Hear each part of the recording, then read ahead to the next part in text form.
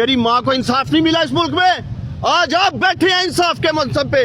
میں امید کرتا ہوں کہ آپ میری ماں کو, میری گھر کی عورتوں کو انصاف دلائیں گے. آخر میں سیالکوٹ کے میڈیا کی وساطت سے میں خواجہ آصف کو ایک پیغام دینا چاہتا ہوں, اور میرا یہ پیغام خواجہ آصف تک آپ نے پہنچانا ہے. کان کھول کے سن لو خواجہ آصف, جس بغیرتی اور جس بشرمی پہ تم اترے ہو, ہمت کرو, اخلاقی جرات کا مظاہرہ کرو, الیکشن کے میدان میں میری ماں کا مقابلہ کرو 8 فروری کو. عثمان ڈار اپنی ماں کے ساتھ کھڑا ہے اور میں دیکھوں گا الیکشن میں. سیشن کورٹ سے اپیل کرنے آئی ہوں کہ مجھے انصاف چاہیے. مجھے آگے بھی انصاف نہیں تھا ملا, میں انصاف چاہتی ہوں.